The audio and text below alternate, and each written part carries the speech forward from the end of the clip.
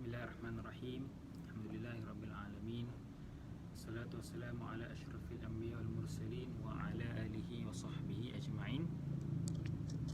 Allahumma ja'al jam'ana hadha jam'an tafarraqna min ba'dihi tafarraqan ma'suma wa la taj'al fina wa la minna shaqiyya wa la mahruma wa la matruda bi rahmatika ya arhamar rahimin.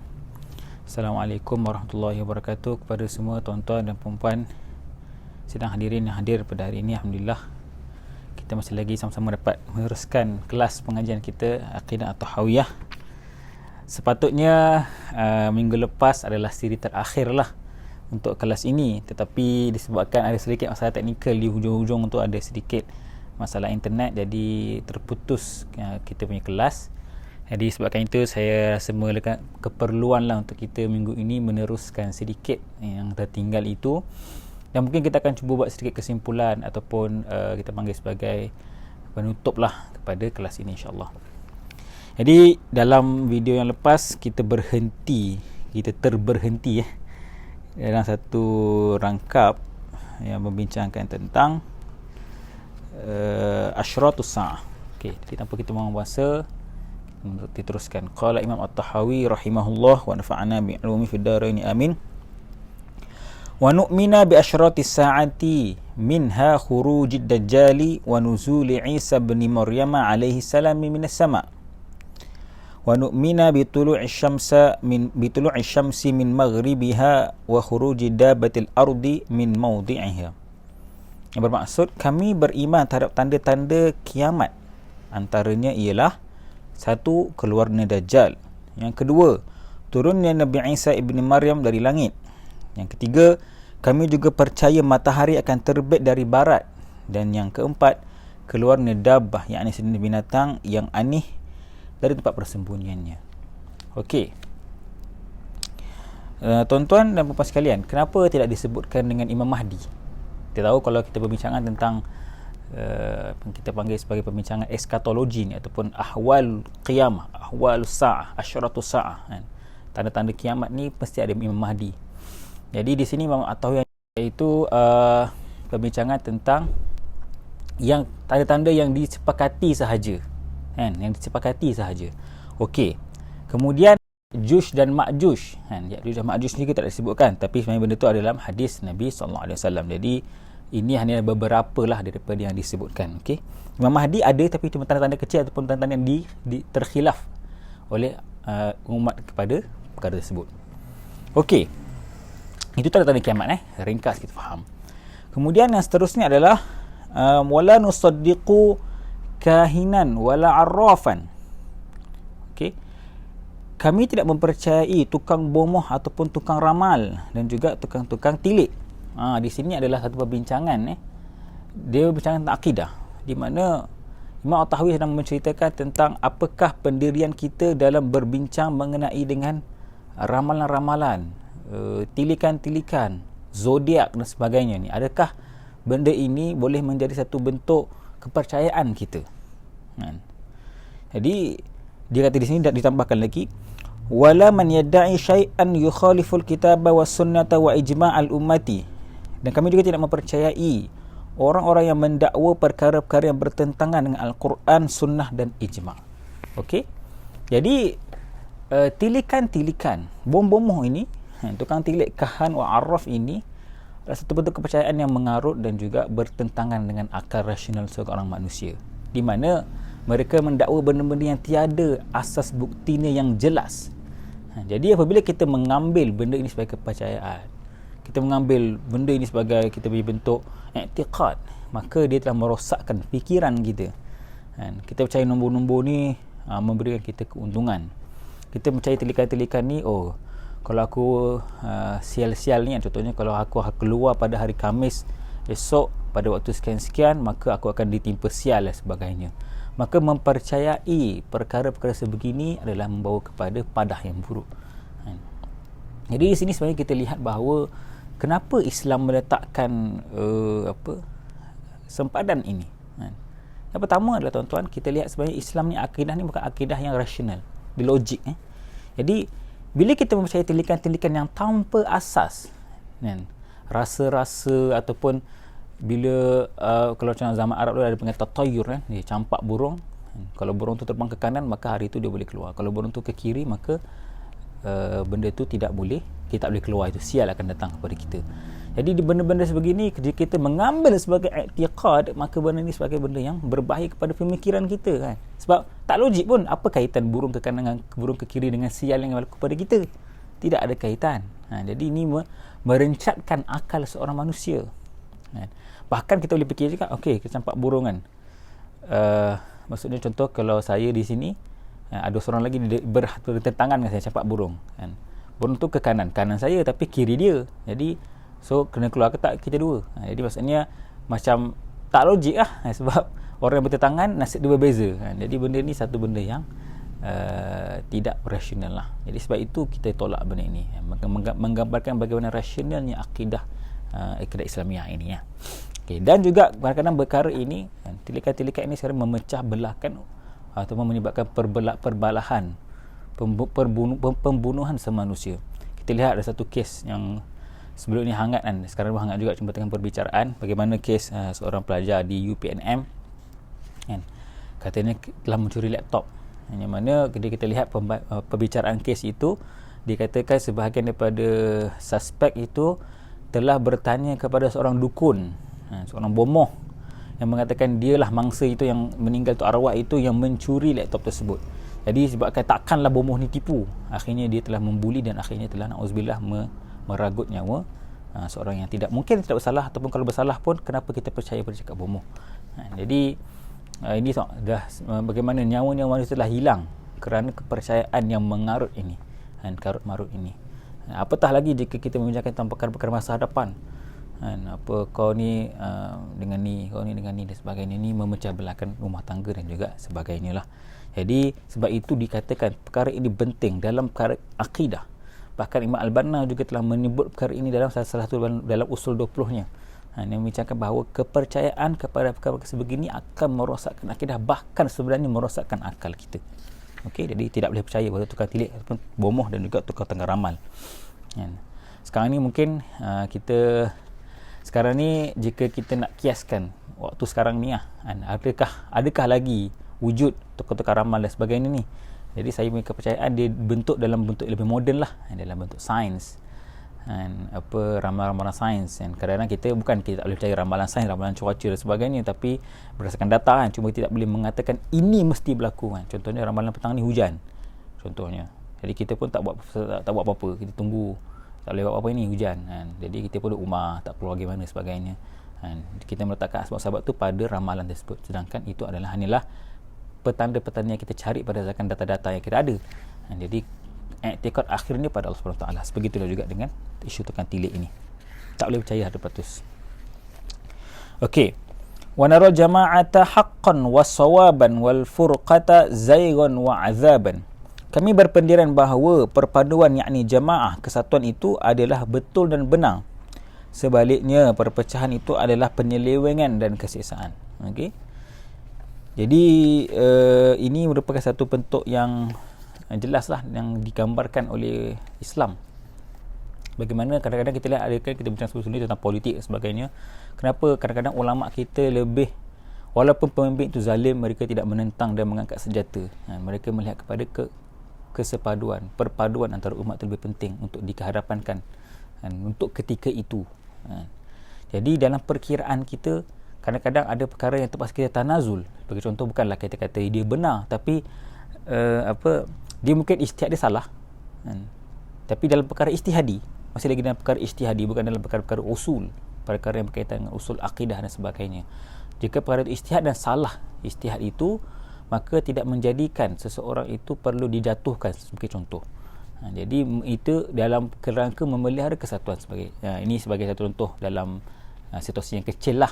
Jadi dalam apa-apa penglibatan kita, dalam apa-apa kita punya kita punya keputusan, kita mesti melihat kepada kesatuan ini. Aspek kesatuan ini penting, sebab jika hilang kesatuan, maka di situlah akan berlakunya kekalahan dan juga musuh-musuh akan masuk menyerang kita. Dan kita lihat sebenarnya, tuan-tuan dan puan-puan sekalian, sepanjang sejarah daripada zaman sahabat Khulafaur Rasyidin sampailah ke hari ini, Dan perpecahan ataupun kekalahan umat Islam adalah bertitik tolakkan kepada perpecahan. Sebab itu kita kehadapankan, sebagai contoh dalam MUIS ni, ulama Islam kita mengatakan bahawa kesepakatan orang Melayu di bumi Malaysia ini merupakan satu tangga pertama kepada kedaulatan Islam di bumi Malaysia ini. Jadi sebab itu kesepakatan itu merupakan satu bentuk yang kita ingin cita-citakanlah dalam membawa Islam lebih ke hadapan dalam di Malaysia ini. Okey, agama yang dan seterusnya. Wa dinullahi fil ardi was sama'i wahidun wa huwa dinul Islam. Qala Allah Ta'ala inna ad-dina 'indallahi al-Islam. Wa qala Ta'ala wa raditu lakumul Islam madina. Wa huwa bainal ghulu wa taqsir wa bainat tashbih wa ta'til wa bainal jabri wal qadar wa bainal amni wal iyas. Agama Allah di langit dan di bumi adalah satu, iaitu Islam. Firman Allah yang bermaksud sesungguhnya agama yang diakui Allah ialah Islam. Firman yang lagi yang bermaksud dan aku redha bagi kamu Islam sebagai agama. Akidah yakni agama ini adalah bersifat pertengahan antara melampau dan taksir, antara menyerupakan Allah dan tashbih dan juga ta'til, menafikan sifat-sifat Allah, antara paksaan mutlak yang dijabr dan juga bermanusia berkuasa mutlak yang ini qadar, dan antara merasa aman daripada azab Allah dan putus asa daripada rahmat Allah SWT. Okey, yang ni kita akan bincangkan sedikit nanti di hujung. Cuma yang kita nak katakan bahawa di sini agama Allah, agama Allah di langit dan di bumi adalah Islam. Maksudnya tuan-tuan dan puan-puan, agama Allah yang dianuti oleh para malaikat, yang dianuti oleh semua makhluk, planet-planet dan sebagainya adalah Islam. Maksudnya putaran bumi ini semua mengikut kepada aturan Allah SWT. Sebabkan makhluk-makhluk ini tiada iradah yang tersendiri. Jadi mereka mengikut putaran-putaran alam ini, mengikut sunatullah alam ini. Jika planet ini ataupun apa-apa planet lari daripada orbitnya ataupun sebagai paksi dan sebagainya, maka dia akan mengakibatkan kehancuran ekosistem yang ada pada dunia ini. Sedangkan manusia, kita yang ada pilihan, yang ada iradah, yang ada ikhtiar, di manakah kita dalam meletakkan diri kita, peranan kita dalam sistem-sistem ini? Adakah kita mengikut sebagaimana orbit yang telah diberikan oleh Allah kepada kita, ataupun kita ini sebenarnya merosakkan alam bila kita mengeluarkan diri kita daripada orbit yang sepatutnya kita ikut, paksi yang sepatutnya kita duduk, kita keluar. Di situ akan menyebabkan akhirnya kita menyebabkan kerosakan ke ekosistem alam ini dan kepada diri kita sendiri, penciptaan diri kita sendiri. Sebab itu dikatakan sini agama yang ada di langit dan bumi adalah Islam. Para malaikat, sekalian makhluk, daripada sebesar-besar matahari ke planet-planet api yang besar tu, galaksi-galaksi ini semua mengikut agama Allah ini. Dan kita di bumi, dalam di fil ardi ini, dalam bumi ini, adakah kita mengikut agama itu? Sesungguhnya agama yang di sisi Allah adalah agama Islam. Okey, dan yang terakhir, okey, ini rangkap terakhirlah untuk pembincangan akhir tahawiyah ini. فهذا ديننا واعتقادنا ظاهرا وباطنا ونحن براء إلى الله من كل من خالف الذي ذكرناه وبيناه ونسأل الله تعالى أن يثبتنا على الإيمان ويختم لنا به ويعصمنا من الأهواء المختلفة والآراء المتفرقة والمذاهب الردية مثل المشبهة والمعتزلة والجهمية والجبرية والقدرية وغيرهم من الذين خالفوا السنة والجماعة وخالفوا الضلالة ونحن منهم براء وهم عندنا دلال وأردياء وبالله العصمة والتوفيق. Ini adalah agama dan akidah kami, zahir dan batin. Di sini disebutkan agama kami secara zahir dan batin. So, seolah-olah memberikan isyarat kepada kelompok-kelompok seperti inilah munafiqun. Mereka ini Islam pada zahir, tetapi dalamnya mereka kafir, mereka musyrik, ataupun kita panggil sebagai batiniyah. Mereka ini menyembunyikan kemunafikan ataupun kesyirikan mereka kepada Allah SWT. Di luar mereka zahir mereka iman, tapi batin mereka tidak beriman. Begitu juga dia mengkritik golongan Murji'ah. Murji'ah ni dia tidak menganggap berat amalan zahir. Yang penting hati beriman. Luar macam mana macam tak ada beza dengan kafar pun tak apa. Yang penting dalam hati tu beriman. Jadi ini kedua-dua ni adalah kemelampauan kemelampauan yang tidak diterima. Kita kata kita adalah agama Islam zahirnya dan batinnya. Janganlah jadi perkataan contohnya don't judge book by its cover kan. Contoh sekarang ni kalau di Twitter tu orang tak pakai tudung, janganlah judge aku ni tak semestinya tak pakai tudung tak baik. Jadi kita katakan dia ada satu, mungkin dia ada kebaikan, tetapi tidak boleh dijustifikasikan kebaikan itu untuk dia tidak menutup aurat dan sebagainya. Maka Islam itu perlu diterima zahir dan batinnya, bukannya kita kata sebahagian saja. Begitu juga orang yang memakai tudung ataupun yang berjubah sebagainya, janganlah pula dengan jubahnya itu dia boleh kata dia baik, sedangkan dalam hatinya penuh dengan nifak dan sebagainya. Maka di sini kita katakan perlunya Islam itu zahir dan batin, bukan sekadar kopiah, bukan sekadar lebay, bukan sekadar tudung, tapi di luaran dan dalaman. Okey, dan kami juga berlepas tangan, berlepas diri daripada segala pegangan yang bertentangan dengan apa yang telah kami nyatakan dalam buku ini, iaitu daripada kalangan kata tadi Mu'tazilah, Musyabbihah, Jahmiyah, Jabriyah, Qadariyah dan semua kelompok yang menentang Ahlussunnah wal Jamaah. Dan juga di sini Imam Tahawi kata begitu juga kami mohon pada Allah agar dipelihara daripada mengikut kehendak nafsu.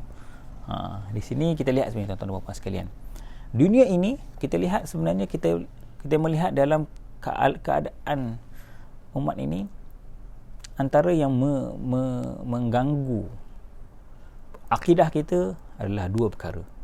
Yang pertama adalah syahwah, iaitu keinginan nafsu kita.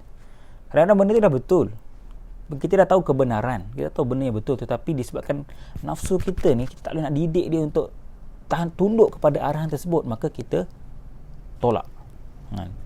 Dah tahu dah merokok ni teruk, merokok ni tak baik, memberikan kemudaratan, membazir duit, tapi alah sedap kot, alah best kot, ketagih tu. Jadi ini adalah turutan hawa nafsu. Tidak ada disiplin dalam kita mengikat nafsu kita. Bahkan kata saya ada perbincangan saya dengan sahabat-sahabat kata, nafsu ni ibarat kuda.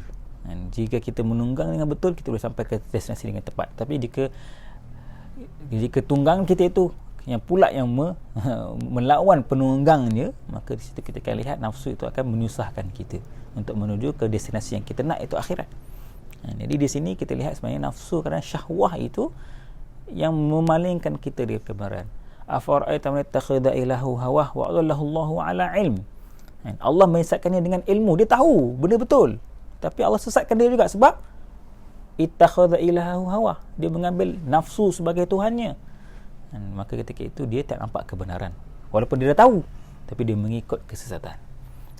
Yang pertama itu syahwah. Yang kedua adalah syubhah. Di sini kan dikatakan oleh Imam Tahawi, pendapat yang bercabang-cabang. Kadang-kadang kita ni kita tak diuji dengan syahwah kita ni, nafsu kita alhamdulillah terkawal, kita boleh berdisiplin mengawal nafsu, tapi datang pula pintu yang kedua, iaitu pintu syahwah, pintu syubhah. Pelbagai pemikiran yang pelik dia masuk dalam kepala kita. Quran ni betul ke daripada Allah SWT? Tak pelik ke Quran tu? Tiba-tiba entah-entah Quran ni sebenarnya dipalsukan oleh Yahudi dan sebagainya. Ini ada beberapa soalan yang betul. Saya sendiri berhadapan dengan teman-teman ataupun kenalan yang bertanya soal-soal sebegitu. Allah ni boleh tahu tak boleh tahu? Adakah Allah ni sebenarnya memang tak ada? Tak boleh tahu Allah ni. Jadi dia kata dia macam atheist, tapi bukan atheist tapi macam agnostik tau. Dia macam kalau ada Allah ni pun tak boleh diketahui. Jadi adakah itu? Adakah mungkin itu salah satu pintu yang masuk. Jadi di sini kita datang membawa satu agama, satu kefahaman Islam yang merentasi kedua-dua ini. Kita menolak syubhah, kita menolak syahwah. Di sini datang Islam, dan kita berdoa agar kita dalam kalangan kita dan juga teman-teman sahabat-sahabat kita ini, dan juga kenalan kita, dan juga mungkin anak-anak pinak kita yang akan datang ini terselamatlah daripada perkara-perkara sebegini. Saya ada baca kajian-kajian dibuat oleh beberapa grup dakwah beberapa kumpulan dakwah ni. Mereka kata antara cara artis Korea K-pop ni, dia masuk kepada umat Islam. Mula-mula dia masuk dengan muzik dengan persembahan. Lepas tu dia buat macam grup-grup kecil buat grup-grup kecil dalam WhatsApp dan sebagainya. Bila buat grup kecil ni, akhirnya bila diorang dah macam taksub ke, diorang dah macam fanatik dengan artis-artis ni, maka dia cuba bawakan idea-idea pelik. Contohnya macam, betul ke adanya Tuhan? Kenapa kalau Tuhan ada, kenapa dunia ni penuh dengan kesengsaraan dan sebagainya? Bila soalan-soalan tu datang, maka ketika itulah mereka mula meninggalkan agama. Anak kita, saudara kita dalam rumah kita sendiri menjadi murtad dan kufur walaupun dengan pantauan kita, sebabkan kita tak lihat apa yang mereka bincang di mana dan sebagainya. Jadi di sini pentingnya pengajian akidah. Okey, ini kita berdoa agar Allah melindungi kita daripada syubhat-syubhat dan syahwat-syahwat yang tidak diingini lah. Wallah, hanya kepada Allah kami memohon perlindungan dan petunjuk. Amin. Jadi itu adalah penutup kepada kitab Aqidah Tahawiyah ini.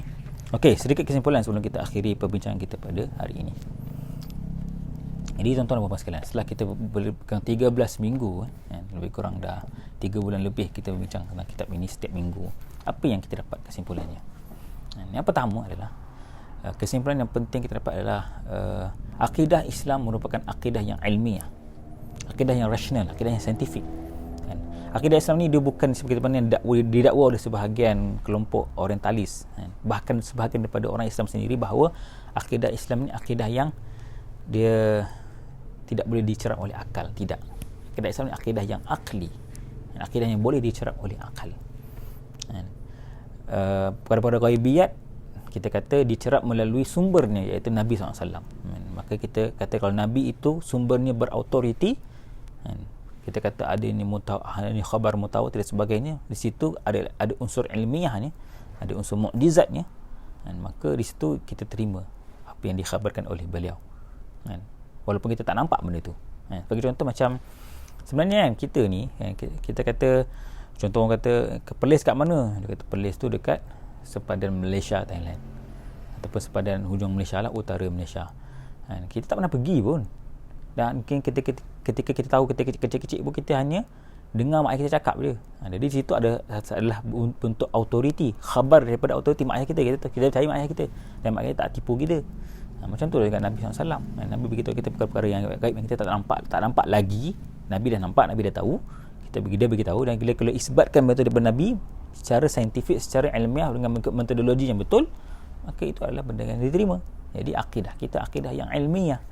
Jadi mengatakan bahawa akidah ni dia tidak boleh difikirkan, terima sahaja bulat-bulat secara talqin, secara talaqi, jangan tanya banyak soalan, ini adalah perkara yang bertentangan dengan inspirasi akidah itu sendiri dan apa yang dikatakan oleh Imam At-Tahawi. Itu yang pertama. Dan yang kedua adalah akidah Islam juga akidah yang sumbernya itu dalil akli dan nakli, digabungkan bersama-sama. Jadi kita sebenarnya tidak boleh menolak bahawa akidah kita ini juga ada unsur-unsur aklinya. Betul, sumber muktamadnya daripada Quran dan Sunnah, tetapi menginterpretasi Al-Quran dan As-Sunnah itu memerlukan daya akliyah yang betul, daya akliyah yang sejahtera. Kita lihat banyak kelompok-kelompok ekstrim, seperti dalam liberalism dan sebagainya, mereka ini mengambil Quran juga, mengambil hadis juga sebagai sumber mereka, tetapi cara interpretasi yang tidak mengikut metodologi yang betul menghasilkan kefahaman yang menyeleweng. Begitu kelompok ekstrim seperti seperti inilah kelompok jihadis ni pun sama. Mereka mengambil tanpa usul ilmiah yang betul. Jadi walaupun mereka ni mengambil Quran dan Sunnah, tetapi mereka tidak menggunakan metodologi yang betul, ketika itu datanglah kesesatan. Sebab itu kita kata dia perlu ada kesepaduan, epistemologi kesepaduan, iaitu kesepaduan ilmu, akli dan nakli itu difahami secara menyeluruh. Ketika itu baru kita boleh keluarkan satu buah ilmu yang bersepadu. Itu akidah kita ini adalah satu hasilnya, hasil kesepaduan yang ditunjukkan oleh akli dan nakli. Yang mengatakan bahawa ini adalah Quran Sunnah sahaja tanpa ada buah-buah ilmu akli dalamnya, maka benda itu sebenarnya tidak tepat, sedikit salah di situ. Dan bahkan kata akliyah sahaja salah jugalah, sebab kita mesti mengambil sunnah sebagai kita punya panduan, terutama akidah. Bab ghaibiyat ni memerlukan daripada khabar. Itu yang kedua. Dan yang ketiga yang saya tinggalkan tadi adalah akidah Islam juga akidah yang dipanggil akidah muqtasid, akidah yang pertengahan. Contoh kalau kita lihat Islam ni, dia antara baina al-ilhad wa al-ta'addudiyah. Islam ni antara ateis dan pantheist ataupun politis. Maksudnya kita tidak mempercayai, kita percaya adanya Tuhan, bertentanganlah dengan ateis, tapi kita kata Tuhan satu, bukan Tuhan tu pelbagai macam yang dipercayai oleh agama Buddha dan sebagainya, ataupun agama Hindu dan sebagainya. Tuhan tu banyak, kita kata Tuhan tu satu sahaja. Dan kita juga antara Islam ni, antara akidah kita juga antara yang tidak mempercayai kebenaran, agnostik, dan juga antara yang pluralistik, yang kata ada banyak kebenaran. Kita kata kebenaran tu ada, wujud, tetapi satu sahaja kebenaran, itu kebenaran daripada Allah SWT. Segala realiti berpunca daripada Allah SWT. Jadi mengetahui kebenaran adalah mengetahui apa yang datang daripada Allah SWT. Itulah kebenaran yang utama. Al-aqlu min khalqillah wal wahyu min amrillah ala lahul khalq wal amr. Wahyu itu ataupun akal itu daripada ciptaan Allah SWT, dan wahyu itu daripada suruhan-suruhan Allah. Bukankah kepada Allah SWT itu al-khalq, ciptaan, dan juga suruhan. Jadi ini kesepaduan. Jadi kita menggabungkan kedua-duanya. Kita kata akidah Islam ni antara yang ini dan antara yang ini, antara tidak ada kebenaran dan banyak kebenaran. Kebenaran satu saja daripada Allah SWT. Dan seterusnya kita kata juga akidah Islam ni akidah yang antara jabri wal qadar. Ni kita tinggalkan kejap, kita masuk balik. Okey. Akidah Islam antara, kita tak kata kita menguasai takdir kita secara sendiri, tidak. Kita kata manusia ini ada tertakluk kepada takdir Allah SWT. Kita panggil dalam ni istilah dia majbur. Tetapi kita juga tak mengatakan bahawa manusia ini seperti daun-daun yang hanya ditiup angin, kita ni ikut je takdir Allah. Tak, kita punya ikhtiar sendiri dalam beberapa aspek. Yang kita bincang itu istita'ah qabla al-fa'li, itu kita bincang dalam perbincangan yang lepas. Kita ada kemampuan untuk memilih itu. Jadi di situ adalah bentuk-bentuk yang akan dihisap di akhirat nanti. Dalam perbincangan akhirat ada al-kasbu. Jadi di sini kita kata antara dua. Tidak menafikan bahawa kita ni ada takdir, tetapi tidaklah kita kata semua itu ditakdirkan kepada kita. Kita ada pilihan sedikit di situ. Okey, dan seterusnya kita ada juga antara kemelampauan yang menolak agama Islam terus, terlalu mengambil literal, dan juga kita juga antara yang tidak taktil, yang tidak menafikan semua secara terus. Jadi kita pertengahan. Jadi wallahu alam, itu sahaja untuk petang ini. Jadi kita dah habis membincangkan serba sedikit dalam kitab Aqidah At-Tahawiyah. Jadi saya rasa mungkin setakat itu sahaja jika kita ada perbincangan lanjut. InsyaAllah jika diberikan kesempatan, kita akan meneruskan lagi siri-siri perbincangan kitab-kitab yang menarik. Dan saya harapkan insyaAllah semua menonton ini dapat disebar-sebarkan kepada semua orang untuk menambahkan lagi manfaat. Dan insyaAllah jika diberi kesempatan, kita akan meneruskan lagi perbincangan kita pada masa akan datang. Segala salah dan silap sepanjang saya membentangkan kitab ini, saya mohon maaf, dan segala kekurangan itu mungkin daripada kesilapan lidah saya dan kesilapan pemikiran saya. Jadi apa-apa pun kita boleh berbincang dan juga menambahkan lagi kefahaman kita. Wallahu ta'ala alam. Aqulu qawli hadza, astaghfirullah li wa lakum, wa billahi taufiq wal hidayah. Assalamualaikum warahmatullahi wabarakatuh.